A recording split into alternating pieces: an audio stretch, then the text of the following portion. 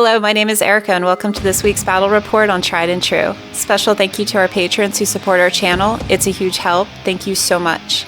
If you enjoy our content, please consider subscribing to the channel and keep up to date on all BatRep and podcast releases. If you would like to support the channel directly, a link to our Patreon can be found in the video description below. Our match today was recorded using the 2021-2022 Steamroller Rules Scenario 3, Spread the Net. Bursting through our current online polls is our most requested warcaster Karchev Deathjack, aka K2D2. Managing this monster in the machine is our very own Khador-loving member, Dan. Welcome back to the channel. Please tell us about your list and thoughts going into today's game. Hey Erica, thanks for having me back. Karchev Deathjack is the new hotness in Khador right now, and he boasts armor buffs for Khador Warjacks. Oh god, no, the end of the world. I brought a really battle group heavy army. I've got a total of, I think it's 7 Warjacks here. That doesn't include Karchev himself. I'm trying out a version of Jaws of the Wolf where I'm only taking 1 unit of Eliminators, because even though 2 is really good, dropping down to 1 unit allows me to take some of the Merc options that I like, which is, in this case, the Thammarite Archon. Having trouble finding a reason not to put that thing in every army I make. In Jaws of the Wolf battle group heavy armies, I've often found that a weakness is that they don't have enough volume of attacks or spot removal, and I think the Thammarite Archon really helps with that here. Premiering for the first time on Tried and True is the Legion of Everblight. Their 75-point army is commanded by a returning community member, Andy. Good to have you back. Can you please share with us your thoughts and model choices going into the game? I'm playing Kryssa, Conviction of Everblight, in the Children of the Dragon. I'm bringing both character beasts, Azrael and Zuriel. I'm bringing in Nerath and an Angelius in her battle group. I have Krillix, the Forsaken, Blightedness, Sorceress, Shepherd, and 2 Martyrs. A full unit of Legionnaires, complete with Captain Failure. A unit of Virtue Host, and a full unit of Raptors. The list is very fast and hits very hard. Essentially, the list wants to have a strong alpha using Escort to get her beast into position, and then follow up with either the Raptors later on or flank super hard with them. The Legionnaires are mostly there to either gum up. They have the potential to hit at possibly power 17 or so. So they can really get up there and crack armor. The whole list is pretty good at cracking armor. Can Kryssa with an army of beasts and Nis overcome the onslaught of Warjacks under the command of Karchev? Let's get to the table and roll off. Alright, so we're talking about terrain here. We've got a forest in the north. We're talking about a obstruction there with the houses. I think it's a crater in the back near that flag. Open graves, a forest in the middle, and a wall going across from right to left. And then down the bottom, there's a cloud where that flag is. There's another wall, and off to the bottom right, there's quicksand. I put my Jaws of the Wolf forest adjacent to that cloud. I thought that would be a good place for Yuri to stand and try to threaten that objective. Also, he could be pretty safe there and be able to contest as well. So I spread my jacks out pretty evenly, and I'm doing something different with this game than I normally do. A lot of times I try to just kind of run everything linearly straight up the field. But in this one, I'm going to see if I can try and shift the battlefield to the right. And maybe I can get my jacks into his zone faster than he can get, his army into my zone on the left side, or the north side of the video. So for the most part, all of my stuff's going to be running and jockeying for position turn 1.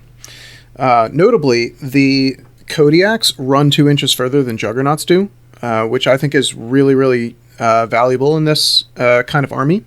They help break the distance a little bit more, so they can get places on the next turn of running that a Juggernaut might not have been able to. Or maybe that extra 2 inches helps put them in threat range of something on that next turn. And I really am liking their inclusion in the army. As well, late in the game, when a Kodiak's pretty busted up, it doesn't need its arms or anything to vent steam, so you can still get an auto-hitting POW 12 out against living models, and that can be really valuable in some matchups. On the north side, I am running the Eliminators to a safe position, mostly blocked off by that forest. My plan for them is to contest the zone if somehow I lose my Kodiak over there, and to, late in the game, contest his flag so he can't score it. On this turn, we're basically going to be breaking up in the center with the Marauder and the Rager. On Karchev's activation, he casts Onslaught, he casts on himself, he casts Death Ward on the Marauder, and then he tramples up the board. Finally, Sorsha Zero is going to cast Fog of War, and then move up, and the Grey Lord's going to just kind of run to take up position. All right, my turn 1. I'm pretty much know that I need to stay out of 14 inches of basically everything in his army. With Karchev 2's feet, his jacks threat just as far as my Legion beasts can. So I'm going to have to kind of accept that he's going to be the one coming into me, unfortunately. I pretty heavily bricked up on the left-hand side with my beasts.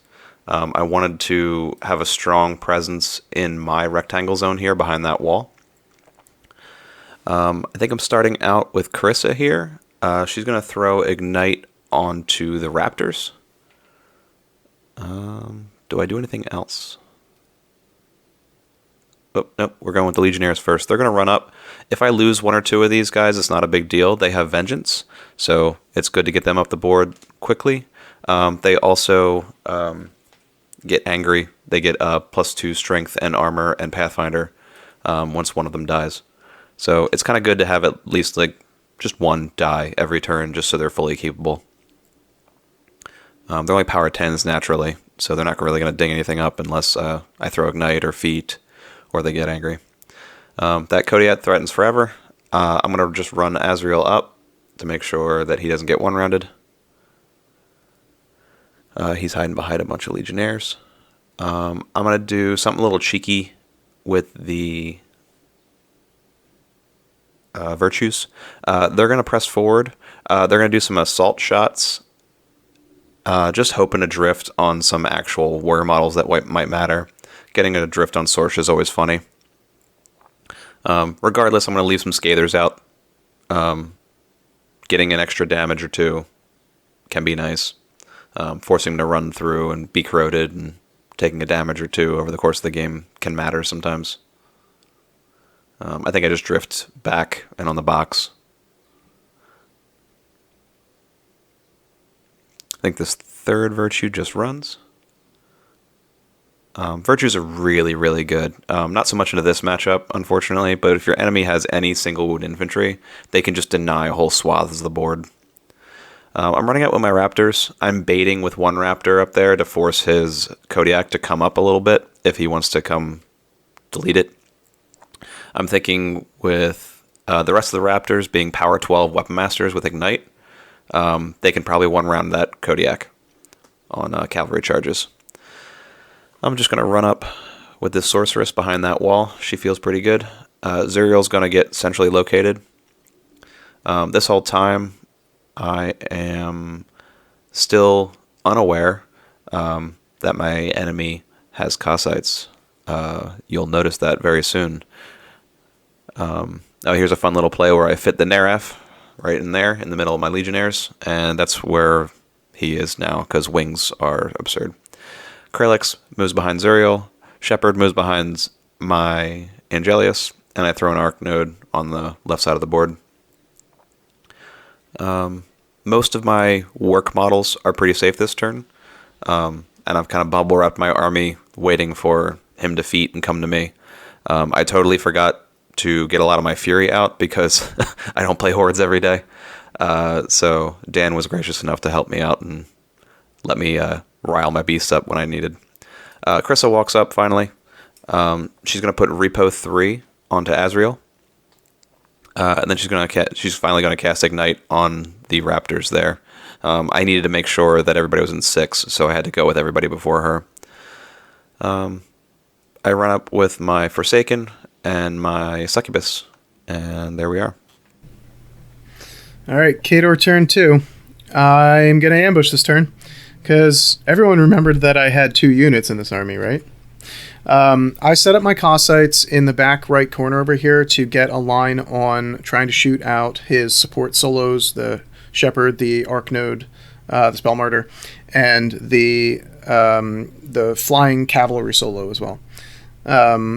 And we measured everything out. I think we accidentally mismeasured the range or something, but we're going to end up going back and fixing that later so that the Cossacks are all in the position that they were supposed to be, based on the correct gun ranges and what we were talking about. Oh yeah, I think you thought they were range 12. I think they're only range 10. Yeah, and they were almost in range 10 just by deploying, so there was no reason they couldn't just scooch an inch and then get the same shots that they wanted to. So we just we fixed it in post, basically. So I'm trying to decide how much I want to commit, and how much I want to give him to chew on, and whether it's not worth it or not. I know that his unit has Vengeance, and if I go in there willy-nilly, I don't kill enough, they're just going to get free shots on things. But the majority of the unit, with the exception of the attachment, doesn't have Weapon Masters, so I'm considering that, maybe they don't deal enough damage to whatever jack I give up.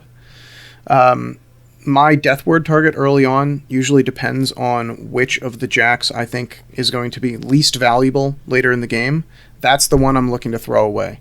So for this case, I didn't think I was going to need the Marauder's slamming ability as much as I would need the Power Strength 19 Ice Axes later in the game. So I'm looking to give up that Marauder and give him, a heavy piece to chew on deep into his zone. On the left side, I was measuring out that I can actually get a charge off on this Raptor and have the Kodiak remain in the zone. And I'm thinking, hey, if I can remove one of his cavalry models, that's one less charge going into this Kodiak. Maybe it lives. And I'm also considering charging the cavalry solo with the Kodiak on the south side of the board. So there's definitely targets that I can get into this game. The worst feeling with Karchev 2's feat for me so far is when I feat and all I can do is run up to stuff, because you get that bonus focus if you end up engaging something, and not being able to use it after you run really feels poor. But sometimes you really just need to get up in there and use the feat to buy yourself table space so that you can continue engaging on your terms, basically.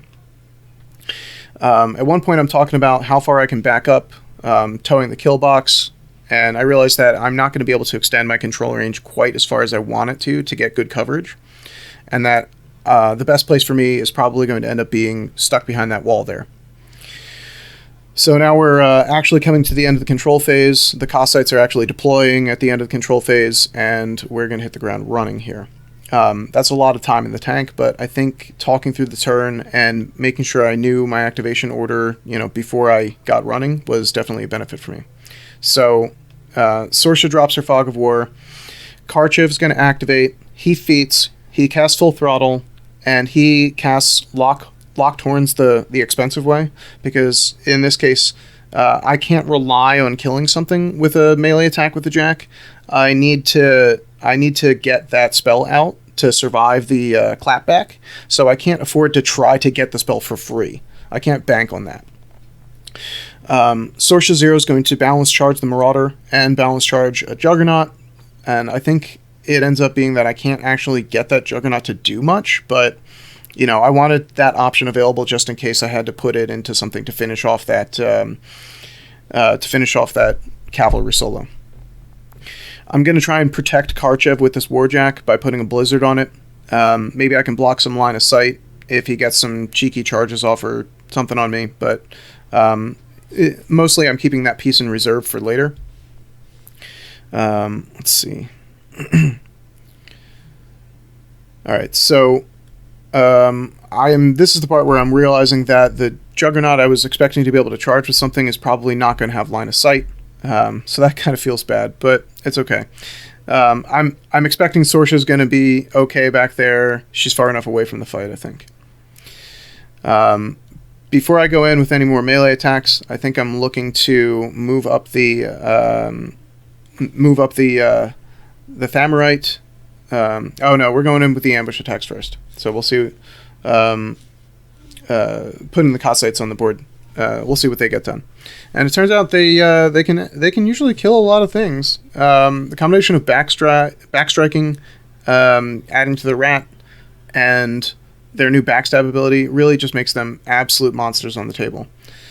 I knew that after I deployed, I was expecting to lose like half the unit to Kralix, but I figured, if I can get... Oh my goodness. They're just blowing up damage rolls. I figured if I can get enough done with them, I don't care if I lose half the unit. They'll probably kill Kralix in return and, do even more damage the next turn. So I ended up not needing to charge that cavalry solo because the Cossacks ripped him off the table. And I think we're taking shots into the Shepherd and to the Forsaken now. I want to mess with his Fury management, and I want to make sure that he's not able to just, put a spell wherever he needs to with that spell martyr. It's just another variable I don't want to have to deal with. So I'm chipping away at the support models before I do anything, any heavy work into the heavy beasts. I think they all the remaining shots end up completely whiffing this heavy war beast that you've got there, the Angelius. They did enough work. I'm happy enough with that activation. All those 6s they were rolling. So there's nothing left for the Kodiak to do here. They've killed everything that was in its threat range, so it's just going to run 18 inches. And just get stuck in that zone and say, hey, you're going to have to deal with me now. The Thamurite Archon is going to go up, tow this flag to score it if he can't push past my front line. And he's going to go and try and take some chip shots into the Legionnaires. We're going to put some Eruption of Ash in play, hopefully. And that might be able to mess with their ability to continue to run through. And maybe I can pop a couple of the other guys behind. I think he ends up doing a reasonable amount of work here. Amidst you making some tough rolls, and maybe some of the damage rolls don't quite break armor. But all in all, I kept him in a conservative position. I could have gone much further forward and taken those shots, and maybe I would have had access to more models, but I felt like I wanted to keep him safe in on the flag, most importantly. And we are making more difficult decisions about where I want to position things and, how much of my battle group I want to present that could potentially get lost in a clapback. I figure posting up behind this wall with the Juggernauts is a pretty good option for me. And I'm going to line up Yuri to make a charge attack on that objective the next turn, if somehow it's not dead to the Juggernauts already.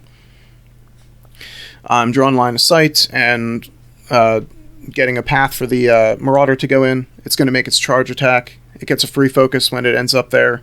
And it's going to punch a couple of these Legionnaires and just try to reduce their numbers a little bit. We've already triggered Vengeance with the Thamurite Archon, so might as well take a few more off the board. And I'm hoping that if they can't charge, they're not going to be able to get any damage through on my Armor 24 Marauder, because that's the one with Death Ward on it. Let's see. And then finally... after running to position with all the rest of the jacks and everything, we're going to end up activating the Kodiak on the north side of the table. We'll just have a couple more attack rolls here to go with that Marauder. But, the Kodiak's going to charge up there, and I think this is where I realize I can get in reach of his miniature, as well as end up like with the back toes of the miniature of the Kodiak in the zone. So we're going to go up and throw out the punch fists and knock this guy off his horse here. That one in the north zone I call Old Smoky because he's got a gray paint job. I wrote his name on his base in Khador Ruins. So Eliminators are going to go and contest again here, just in case somehow he kills the Kodiak and flies a beast into the zone. I wanted one model back there. The Rager's going to go be a shield guard in front of Karchev and block a path to him. That's it. All right. Under normal circumstances, I'd feel pretty good about this turn. I got 2 Khador heavies in my face and my entire army to chew on them. I don't initially feel like I have a good feat here. I should be able to kill these 2 heavies pretty easily. So I also don't want to go with Kryssa before I go with my Raptors, because they have Ignite on them currently, and I would love to hot swap that. So I'm talking out my turn, trying to make sure that I don't do anything too out of order. I lost a lot of points on this bottom zone just for free, just not knowing Cossacks and not knowing that they erase things much more expensive than they are. So I gather my fury off my beasts. I let Cloak of Ash go on the Legionnaires because it doesn't actually matter. I've realized there's no point in having that on there. I'm looking at some more cheeky assault shots onto Sorsha, which I just barely don't have. I think I might have one on this one.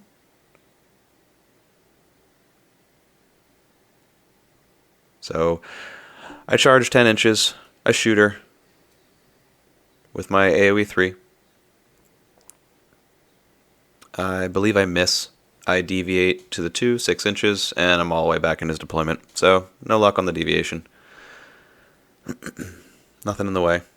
Again, virtues are really useful just to make small base infantry really scared about stuff.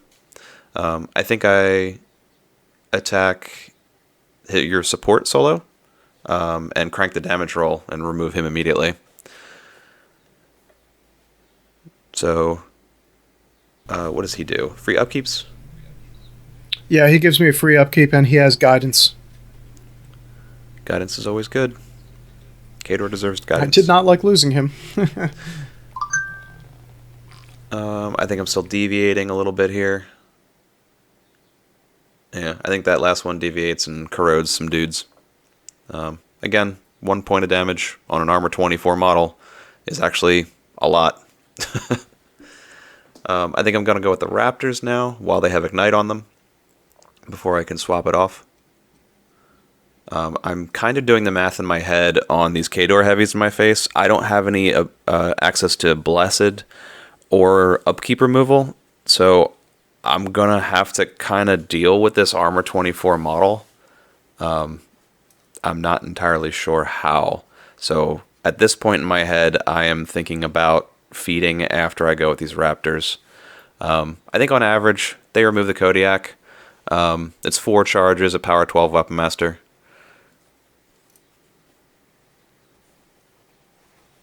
I'm working on it. I'm whipping off arms. I'm rolling about average.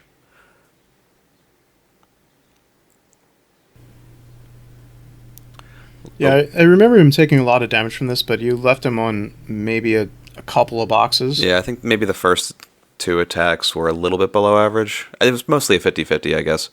So unfortunately, they don't finish that Kodiak, and which is not great. He can easily one-round that entire unit. So I repo to be 1 inch away from the Kodiak exactly to space out a little bit.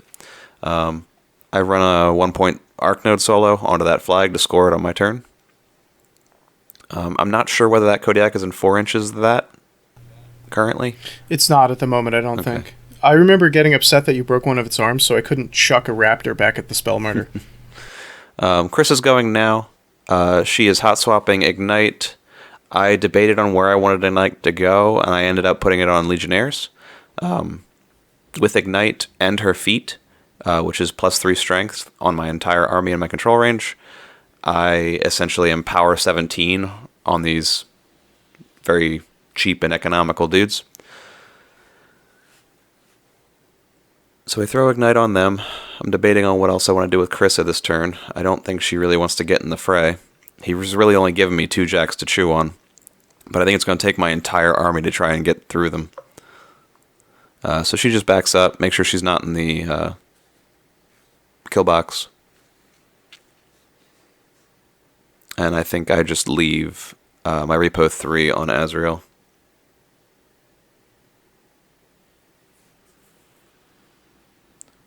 There goes my feet. Pay no attention to the Menite things. It's still fire, right? Yeah. All right, so we're going to press forward with the Legionnaires. The Marauders facing the top of the screen here, so I can kind of get in his back arc with a couple dudes. I'm thinking this many power 17s with 3 dice should really chunk both of these jacks. Unfortunately, armor 24 is a thing. I think I'm going to end up having to... Oh yeah, I have a heavy here. I totally forgot that thing was there. Don't worry, he's only power 15. He can't scratch you. I think I'm going to do a small CMA originating from my Weapon Master leader, just to get as much oomph out of him as possible. And then getting a couple single attacks in. I don't think they do very much at all, unfortunately. So there's Marauders in my face at armor 24, and I really can't do much about it. I've already feeded, so I know this is about as hard as I'm going to hit all game, and I know he has 5 more heavies, including Karchev, to attempt to kill, and I'm already thinking I got no shot at the attrition play here. So I'm going to have to either do some cheeky things on scenario, or at some point kill Karchev, which Legion can do. He is extremely hardy. But I'm going in with my Neraf. This is about as hard as the Neraf's going to hit all game. He's got a power 18 headbutt and a power 16 tail right now. So he's wailing on that Marauder. I think we rip an arm or 2 off. We make him less effective, unfortunately, but not kill him.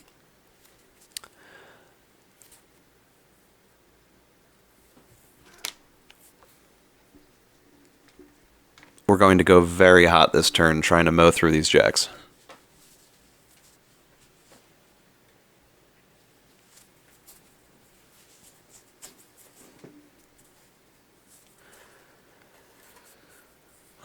So the Neraf is done. I'm thinking Azrael at this point. Azrael has the capability of removing that Kodiak up top, which kind of saves my entire unit of Raptors. I'm liking that play right now. It's not as good for attrition for the rest of the board, but keeping those Raptors alive at the very top basically means I can own that area. Unfortunately, their bows don't really do much this game. Anything that they would shoot at has stealth, but it causes those eliminators to kind of stay back. So Azrael boosts. Takes the Kodiak right off the table. Apparently the cloud stays there, but it doesn't do anything. Nothing for me to reload on, unfortunately, from where he's at. He goes ahead and repos his 3. Azrael very much does not like to be engaged. He's only got 1 decent melee attack, and then he has to buy. So he would much rather be chucking spears at people at power 20 during Kryssa's feat turn. I'm debating what I want to do about these Kassites that are kind of off-screen right now. He's got a min unit that can pretty much one-round an Angelius by themselves in the back. So that's a 15-point beast that I really can't afford to just have removed. So I have Kralex shooting at him. He's Swift Huntering back and forth around. So Kralex was able to remove 3 of them. So that's half the unit. So at least they can't one-round a heavy. I'm feeling better about the ambush section, but I have 2 very large heavies right outside my zone here, and I still have to chew and make sure this one dies. Zuriel is quite possibly our best character right now. No, never mind. Golab exists. Zuriel's very good. He's only hitting at power 19s, which under normal circumstances is excellent, but not against this Kodiak. So I'm going to go pretty hot with Zuriel. He's going to hack away. He's going to get his dual attack off, which just lets me set you on fire.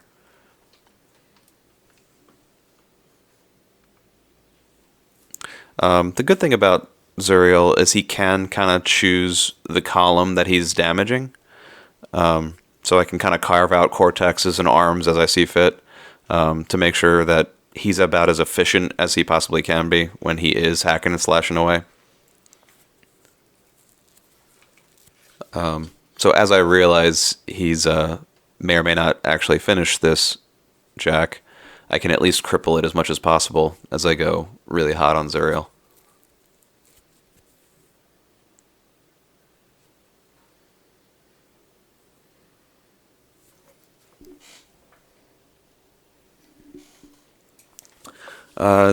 Zuriel's done. I go with the Angelius. He casts his Animus to push this crippled Jack away and give myself some breathing room so that I can walk over top of my box and give myself a nice little area to stand against this Juggernaut. Being over the wall means I'm kind of defense 16. It doesn't take a ton for me to hit him, but for him to hit me, it's kind of annoying to get between that box and the wall. So I'm thinking maybe this is just a good defensive location for him. I'm doing my armor pierce attack. I think I do a decent chunk here. This is probably my hardest hitting attack all game because this is an armor pierce, power 14, plus 3 from my feet. So it's an armor pierce, power 17. Now that's a lot of damage! Which you don't see every day. And it does a real good chunk off of that Kodiak.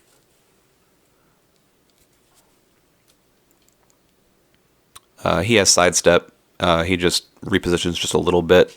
Hits you with his bite, which is just a regular power 17. Doesn't do anything. I'm really hot right now, and I am moving my Forsaken over to do a little Fury management on Zuriel. Khador's turn 3.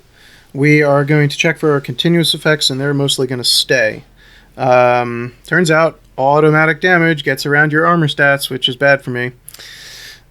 So I have a couple of broken cortexes on my jacks, which is going to restrict how much focus I can allocate and make me make some interesting decisions here. I have to sacrifice a few things. It's just I'm not getting everything for free this turn, basically. I should have a working cortex on the Marauder in the middle of the board, but because I forgot Death Ward lets me put damage where I choose to, I just took the damage to whatever column it was coming in at, and I lost my cortex on that jack. So pay attention, know what your spells do, and rehearse that stuff. It'll help you, win games, as it turns out. So the plan is to use the Rager to occupy the Raptors on the north side of the board. That's what we're measuring for there. And we want to make sure that we get locked horns for free this turn. So one of my jacks is going to kill something, and I'm going to use Meat for the Beast to cast it when it's not Karchev's activation. Let's see. I'm going to try and kill the objective this turn and the Angelius, and I'm going to try and defend my flag, which is being scored by the Thamorite Archon. Because I think at the end of the last turn, my opponent wasn't able to get anything within 4 inches of it, so I was able to score that. We're tied right now because he's scoring his flag, but that's going to change when I get my eliminators into play. I'm trying to find a way I can keep Onslaught and get the eliminators to charge a Raptor and pull this Rube Goldberg machine off, and I don't think it's going to happen. I ended up dropping Onslaught because it's clear I'm not going to need it. They're not going to be charging through that forest anytime soon. They're just going to be Contestabots, which scores me points, which wins me the game, so that's fine. A worthy sacrifice for the motherland. And this is kind of part of the game where I realized what I was doing. I was pushing so hard toward his friendly zone, I was letting the map rotate. And I mentioned that at the start of the video, but I didn't really unpack that in my head as I was playing the game until this turn. I allocated a bunch of focus to this red Juggernaut, which I think I'm expecting to do a lot more work, but because I still have Cossacks in play, turns out he needs to do a lot less work than I thought. So that's a bit of over allocation there, but I think it's going to come out in the wash in the end. Thankfully, sacrificing a couple points of focus isn't going to get Karchev killed because he's a bit beefier than some of the other casters that Khador has available. I think we're going to move on to. This is where I'm trying to check for the onslaught charge, and I'm still kind of measuring things out during my control phase, trying to figure out what my plan is here. But ultimately, I just go back to saying that this is not worth enough resources to me. It's taking too much of my time to engineer this. I need to just move on and cut my losses and make something else happen this turn. I'm also starting to bemoan my clock a little bit as I had that really long turn on my feet turn when everything was moving across the board. So I'm going to get it back into the turn here, and I think my first activation is going to be the Thamorite Archon, which is going to try to clear out some more infantry. Hopefully I can clear off this Juggernaut that's near Karchev, the one with the silver and black paint job, and that can get closer into the forest and get some extra work done on the infantry. I know that they're mostly chaff, and if they can't charge, they can't really threaten these jacks, but I still need to clear them because they're probably one of the things that can contest my flag most easily. And I definitely want to keep as many of his miniatures as far away as possible, so we need to clear them. Here's where I'm allocating to the Juggernauts, and we're actually going to start moving on to the rest of the turn now. Losing that Grey Lord escort definitely hurts. I think at this point I also dropped Death Ward from the Marauder that's in the center of the board. I think I recall it being around 5 boxes left on that jack, and I was thinking that even having Death Ward on it was not going to save its life. I might as well reallocate that somewhere else. The Cossets are going, and they're taking shots into the back of the Angelius, I believe, and whatever else they can get their bows onto. And my god, they are tooling this thing up with those damage rolls. This is where that Zerkova emote comes in really handy. So we're also discussing line of sight at one point here. The rock that Zuriel is standing on is a bit difficult to see the base arcs, but once we got the laser out or whatever, we're just discussing the intention. And of course my Cossacks are trying to stand behind him. I just thought I was behind him, and we made an agreement. We sorted it out. It was clear what I was trying to do. I take a shot at Zuriel, and I think that I end up missing it anyway, so it doesn't actually matter whether or not I was in front of him or behind him at the end of the day. That miss causes him to dodge out of the way, which opens up a line of play for me that I was happy to take. When his Angelius pushed me away and decided to go over to the other engagement with the Juggernauts in the south, or the bottom of the screen. This is the Thamorite Archon taking shots at the guys in the woods. When that Angelius left the Kodiak alone and left it alive, and I said this, I think, at the start of the recording, even though Kodiak on one box can still vent steam, and I am just licking my lips trying to get to those support solos back there, and Kralex too. If I can just boil those guys off the board, that's a huge win for me. Otherwise, that Kodiak's limping around and it's not going to get much accomplished. Thamorite Archon is just sitting back here doing God's work and takes another couple guys off the board. Again, a POW 12 damage roll doesn't kill this infantry model, which is irritating, but that guy's done enough. So, you can't really complain about the success of Thamorite Archon, in my experience. Right. So I had prematurely moved the Juggernaut here on accident. We'd just been talking about Karchev's activation, and then I realized that I never actually said that I was doing the things that he was doing. So we had to just go back and Andy was forgiving enough to make it so that I didn't have to commit to that. But all that I really needed was to cast Full Throttle to make sure that Warjack could hit that Angelius reliably. And I just did some other things. I think I shot the nearby infantry model with his AoE gun and got him off the table too. Karchev's just trying to wiggle around back here to see if I can get an axe onto that infantry model, but it's not going to work out because I figure it's going to make me too exposed in case of assassination. So I want that wall, so I stay there. Juggernaut moves up, and it's going to finish off this Angelius. And this is where I realized that I allocated way too much focus, because I think I had 2 focus points left by the time it was killed. I guess I thought it was a harder target than it was, or I was expecting to miss. Anyway, we'll have this Juggernaut here. I think most of it's been tooled up, but it still had an Ice Axe, which is enough to get to allow it to get rid of that objective. And then we're going to have the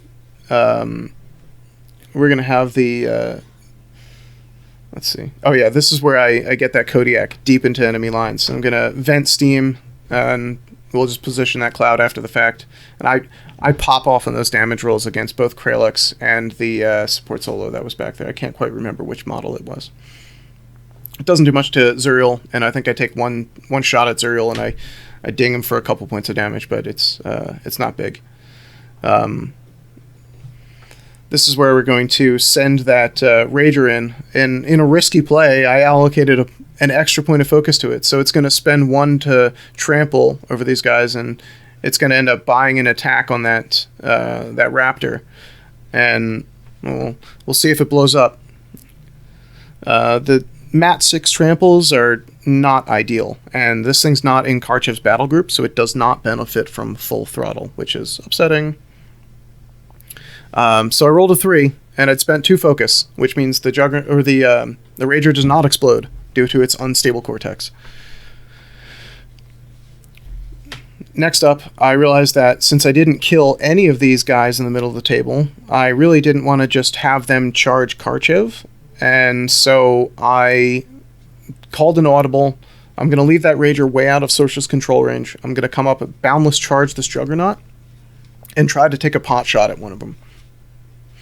We're going to peel, as I call it. We're going to have this Juggernaut tank for Karchev here. We're checking line of sight. I can charge one of them and then position my base in such a way that with 1-inch reach to that far model that I'm charging, I can also get the other 2 miniatures in my front arc and take a whack at them. With Full Throttle up and the free charge and the 1 point of focus he powers up with, it was enough to get these guys gone, which I consider a pretty big win, because that unit did a lot of work. They assaulted, they got rid of my Grey Lord, and they're drawing the attention of my Heavy Jack. That's, I'd rather have them gone. Of course, that's going to open up the center of the field for the Legionnaires to do things, which I'm not happy about, but I think I needed to prioritize the Virtue unit. Here's where we're going to contest with the Eliminators, and we are also going to make sure we contest our zone in case it gets threatened. All right. Turns out auto-boosted Jack attacks make it so that your defense 14 doesn't matter. I am looking down the barrel of the same amount of Jacks I was looking down last turn, and this time I don't have a feat. So during my maintenance phase, I'm looking at Vengeance. I am trying to get up the board a little bit. I'm thinking about that flag, but in the back of my brain, I'm going, there's no way for me to kill any of these Jacks. I can't chew through any of this. Maybe I just have to go attempt to kill Karchev. Killing 1 Khador heavy is better than killing 8. So we do our vengeance attacks. They don't do anything. I'm playing around in my head about what kind of fun little slam angles Azrael can generate. he can get a free 2-inch move from Kryssa before he goes, so he might be able to get a fun little angle. But I may have to remove that Rager to do it, which isn't great. It's one more Khador heavy I have to deal with. I go with the Neraf. This Marauder's still staring me in the face. So I use the Neraf Animi to pull this Jack towards me and clear the way so that he's no longer engaging either of my infantry or Azrael. I'm attacking him as much as I can, but I don't do any damage to him. Armor 22 against power 15. On average, that is 0 damage. I think I have let go of Ignite on my... No, I still have Ignite on my infantry models. They're currently at power 14, which isn't bad for single one infantry. I'm charging with my Raptors. They have Repo 5, so they can kind of get out of the way after they're done their charges. This is the most fragile heavy he's got in his stable. I thought you weren't charging. You were going after Karchev. Oh, you're right. Yeah, I think at this point, Karchev is both a living model and a construct. So that's correct. I do have Weapon Master bow attacks on him. I think I get 2 or 3. I do no damage. Even at Weapon Master power 10, he is much too high armor for me to do much to. So we repo out of the way. Yeah, I think at this point I'm doing my last ditch assassination attempt. I know that I cannot remove any of these heavies because my feet turn was about my only chance that was going to happen. I can't quite get a good angle without engaging the Rager on Azrael to slam him in such a way to get him on the wall, which would knock him down. It would be a fun slam, but I don't think it's going to happen. Well, the slam knocks him down anyway, but hitting the wall would deal extra damage. So. And keep him there. I don't want to slam him back into Sorsha. That gets him out of my threat range. Oh, I see. Yeah, that's a bit awkward. So I walk him up to get him within 1. I believe the slam is optional on Azrael's card, so I can still chuck a couple spears at you and just choose not to slam you. Hoping to ding you up well enough to soften you up for a couple more Legionnaires and possibly a Zuriel spray. There was a possibility in here somewhere of me getting Zuriel a free 2-inch move, taking a free strike from that Juggernaut, and then charging you across that wall. I think we measured this in a little bit, and I don't do it. I do, however, slam you. Not enough to get into Sorsha, though, so it doesn't really matter. The only thing that this does do for me is it kind of allows me to charge over the wall with these Legionnaires. Just get real deep. At this point, Karchev is scratched up a tad. Maybe he's missing maybe 6 or 7 boxes. I charge with my Weapon Master. I do a big CMA.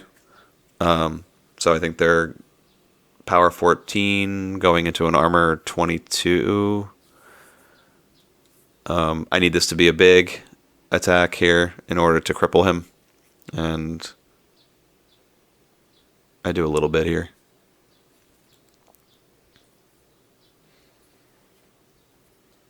I believe Karchev is in that top left there. He's taken still 6 or 7 damage, it looks like. Not a whole lot. Yeah, there was one charge from a Weapon Master that I was really scared about, but I think that's the one where the damage roll got flubbed. So at this point, I've used most of my army. I have Zuriel left. I rotate Ignite over to him. I realize that there's no way to kill Karchev. He's just too tanky.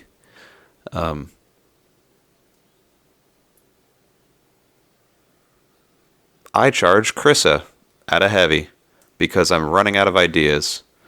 I really don't have a lot of options left. I only have about 4 models that really do a whole lot of work right now. And even then, none of them can one round a heavy. Well, sorry, none of my stuff could one round a heavy this game. But Kryssa's charges, she has sustained attack on her spear, so she doesn't have to roll to hit after that first attack. So she just jabs her spear in a couple times. I don't think she does much damage to that Kodiak. She doesn't cripple it any more than it was already crippled. I walk up Zuriel within 2 inches of both of those jacks. I think I use Zuriel to finish crippling this Kodiak, so Kryssa doesn't just die automatically. Again, remember, he has precision strike, so he can carve out what he wants to carve out.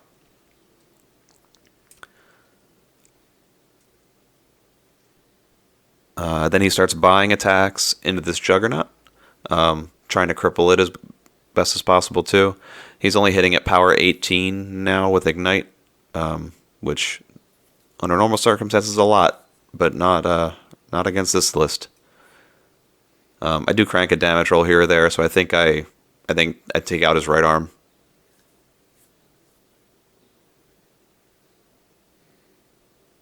Which is crucial on Juggernauts. Their right arm is much more effective than their left arm.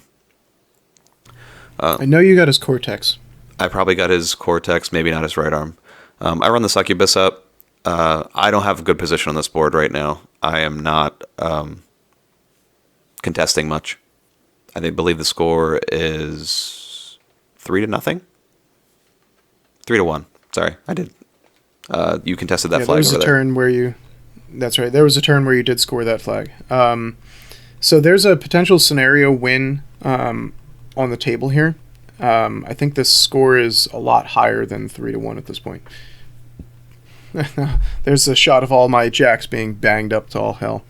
I like to imagine that Sorsha seeing Karchev grinding to a halt at her feet is like that scene from Men in Black where the spaceship crashes in front of them and drives all the way up to them and then stops and they're just cool as a cucumber. She's just standing there. Yeah. War in the Iron Kingdoms, right, guys? So I'm realizing there's a scenario victory that's potentially available here, and I just need to kill Zuriel to win, because I will control my flag, and I will actually get a control point for that far zone with my Juggernauts in it. Contesting his flag, contesting the center zone, and contesting that my home rectangle, which I basically gave up at the start of the game, should get me the points that I need to win. Oh, it's 4-1. So sorry, you killed my box. That's right. Yeah, I did get that extra point for killing the box. I knew it was coming from somewhere, because otherwise, this plan wouldn't have been on the table. So I move up my Cossacks to take to pepper him with some shots ahead of time, ding up the first couple boxes. I'm actually a little leery about doing this because of the engagement bonus. They're not supremely benefiting, or they're still impacted by that, so it chips away at their accuracy. And base rat 4 is terrible, so it makes me nervous that he's going to dodge out of the way. But they hit their mark, and they got the job done, so that worked out. Karchev's going to move up and take out a couple of the infantry guys in front of him, and he's activating first so that we can make sure we get out a full throttle.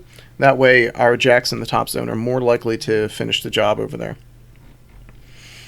I wanted to have Sorsha get revenge for her Greylord friend, so I had her charge into battle over here and boost an attack into this guy and take him out. That was the last guy that was standing near Karchev. And then finally we're going to end up and push in the green Juggernaut over here with his load of focus and his boosted initial attacks to make sure that Zuriel doesn't dodge out of the way. He's going to take that War Beast off the table. I don't think we actually removed the miniature here, but Zuriel does die at the end of this activation. He's got a couple boxes left now, and even with a very low attack roll, we can still hit thanks to Mat 7. We land a crit stationary here, so now we know he's not going anywhere for good. And buying my last attack with my last point of focus, because I think he only had an Ice Axe working, he's able to finish the job. So that's the end of the turn. And the game. Well, thank you both for the game. I have also been on the receiving end of Karchev 2, and it is definitely an experience. Quick sidebar, that Neref is Serpentine. The model's got feet, Privateer Press. Anyway, so leading in our Discord polls and our online polls, I mean, the people wanted to see Karchev 2, and the people got Karchev 2. Dan, was this your first time playing him in Jaws of the Wolf, or just in general? No, I've played him in maybe a handful of games, like 5 max, I think. And I'm liking him in Jaws of the Wolf because I think that while him and his battle group lacked a real ranged presence, that's something that the Cossacks help bring to the table. And the threat of the Cossacks being there are going to kind of force your opponent to leave the edges of the table. They're going to force your opponent into the middle of the board to an engagement that the Warjacks can handle. So I think that's a compelling reason to play him in this theme. And the fact that you can give Pathfinder out to all the Warjacks with the theme benefit rather than having to rely on Onslaught being upkept every turn of the game. Ultimately, Jaws is where it's at for me. There's a couple other neat techie things like bringing him in Wolves of Winter for stealth Karchev, but I haven't experimented with that yet. And there's a Winter Guard command cook that takes him with a Colossal. Yeah, bringing that turn over turn armor buff to Khador is real nasty. My +5 armor power swing, I thought was going to be able to chew through this much better. But there's no point at which the Jacks lower their armor, unfortunately. Juggernauts, I think, are the right choice because they just hit much harder than the other budget heavies Khador has. I think I would have been a little bit better served to maybe bring a Naga Nightlurker to ignore your other armor buff, but that only works on 1 or 2 models that I can get it on. Maybe it makes that Marauder die a little quicker. Yeah, I mean, my defensive stats don't really help me against your Jacks because they're all auto-boosted attacks.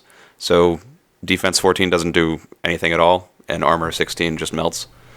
Yeah, dice are dice, and I think I think what happened was that it was ever so slightly far enough up the bell curve that you were really reaching for the attacks that would just penetrate armor, and it turned your spikes into normal hits, and that was the killer blow. So you had to really reach just to deal damage. Nah, I think the swordsmen aren't the right call. The swordsmen threaten a very, very short range, and they will all die to a single Kodiak missed. So they just I generally don't think. I think the Legionnaires for their price are much better. They just don't. I think into this list specifically, you have to skew, depending on which faction you're playing, you're going to have to skew super hard in your pairing to say, I need to crack armor, almost sacrificing all else. Because I don't think you can really out-attrition this list without just skewing as hard as you can. Yeah, I really think you want to control it. I think that you want to reposition the Jacks with things like telekinesis or debuff speed here and there. Those are the things that give me the most stoppage when I'm trying to unpack a matchup or something. I'm like, I don't know what Kruger is going to do to my Warjacks. I guess I take the anchor objective and pray.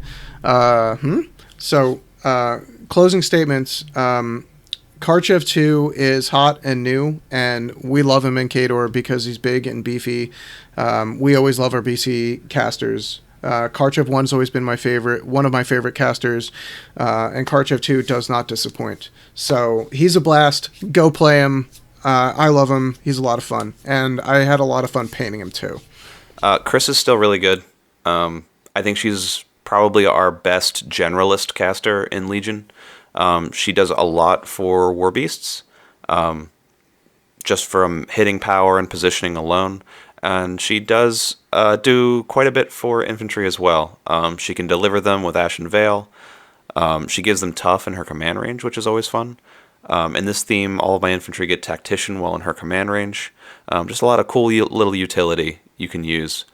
Zuriel's really good. Azrael, I would probably almost only use with Kryssa. he's very expensive for what he does, turn over turn. So I like this list. I think with that list on the other side of the table, I may have to go back to the drawing board and see what else the Legion can pull out of its hat of tricks. Well, thank you again, both of you. Dan, it was really exciting for us to see your work, Karchev 2, over the past couple weeks with you painting him. You definitely, he looks great, man. It's great seeing him on the table. Andy, you have a beautiful Legion army. So thanks for being on a battle report, you two. Thank you for watching. If there are any warcasters, warlocks, or factions you would like to see on the channel, please let us know in the video comments below. A big thank you to our patrons who help support the channel. It's a huge help. Thank you so much. And as always, see you on the next Tried and True Battle Report.